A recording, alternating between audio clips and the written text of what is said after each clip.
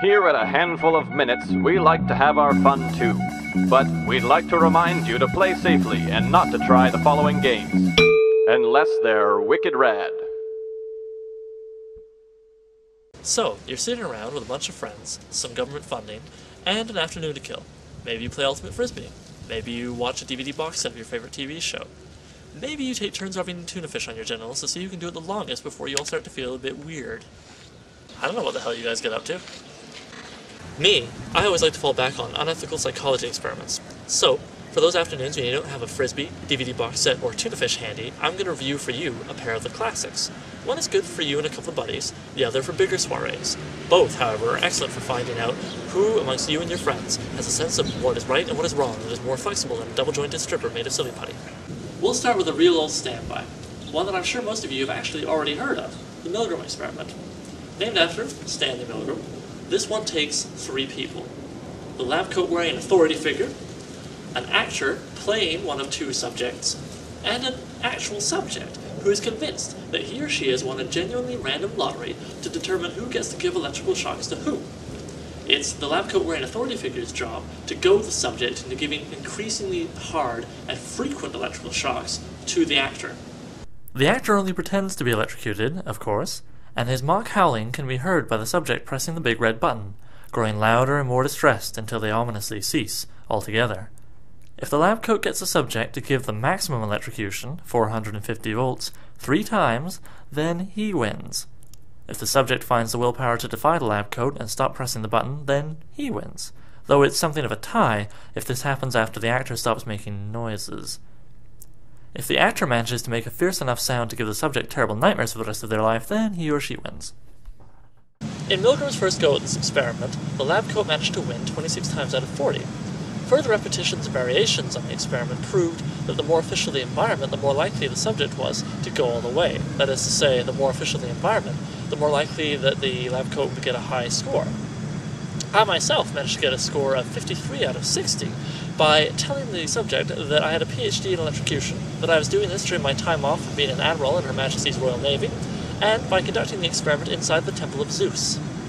Some of my friends accused me of cheating when I told the subject that they were just recharging a really noisy robot, but that's neither here nor there.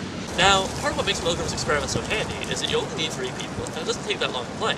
But, if you've got a whole bunch of extra pals over, and you've got the time, I suggest you try out Philip Zimbardo's Party Extravaganza, or, as it's more commonly known, the Stanford Prison Experiment. As the proper name for it implies, the game simulates prison, in order to find out if abusive prison conditions are the result of inherent traits in prisoners and guards. It was first played in 1971 by Philip Zimbardo, one fellow researcher, and 24 undergraduate students. The undergraduates were split into 2 teams, one of prisoners, one of guards, and they played in a mock prison room. Zimbardo used the basement of the Stanford University Psychology Department for his mock prison, but you can just use any setting which has multiple compartments and an atmosphere that dehumanizes the occupants, like an office building. Man, cubicles, huh? Am I right? So, okay, you've got the 2 teams, the prisoners and the guards, and they're overseen by 1 superintendent and 1 warden. Now, the guards should definitely wear something like khakis, carry a weapon like a baton, and wear a pair of mirrored sunglasses to help avoid losing serious points by making meaningful eye contact with the prisoners. The prisoners should be wearing ill-fitting smocks and a symbolic chain around 1 ankle. As for the superintendent and the warden, they can wear pretty much anything, but should probably just reuse the lab coats for the Milgram game. The original experiment ran for only 6 days, but I suggest you try for the full intended time, which was 2 weeks.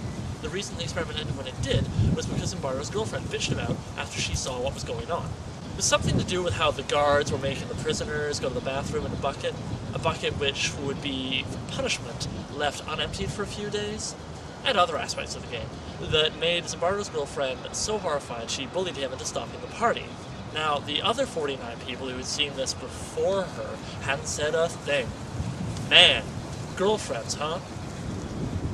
The Stanford Prison Experiment is a bit too complex for me to go through all the rules in the time that we have, but I can go through some of the basics. For example, the guards win if they start to forget that they're just playing a game and exhibit genuinely sadistic tendencies. Signs of this include making prisoners sleep on the concrete floor without mattresses, do solitary confinement in a closet, make them simulate sexual acts, or go nude for long periods, and generally just dehumanizing prisoners. The prisoners win if they actually manage to remember that they're not really prisoners, just people playing a game, and that they don't have to be treated like subhuman scum. I should point out, the prisoners in Zimbardo's game didn't win. The superintendent and the warden don't really win or lose, they just manage the game, but I suppose you could make a convincing argument that Zimbardo won his game by using it to advance his academic career and to eventually become a commentator on the various spin-offs of his patented party game. So okay, now you're better prepared for rainy days, I'll close by encouraging you to look up other unethical psychology experiments in the Perfectly Wonderful and Terrible Things section of handfulofminutes.com, as well as to try inventing your own. Remember, you can't spell party without crippling mental trauma.